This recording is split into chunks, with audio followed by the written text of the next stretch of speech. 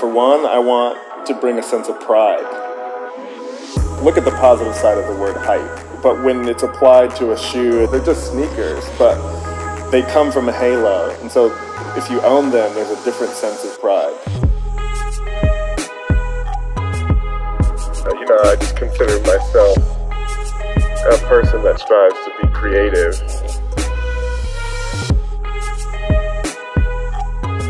I ask myself the same question before I start, and that's why.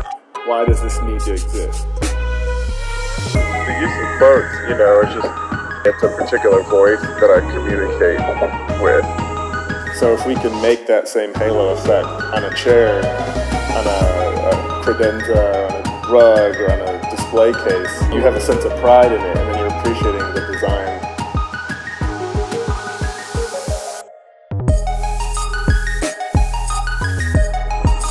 I feel that it's the best use of my time is to sort of breathe new ideas and share them.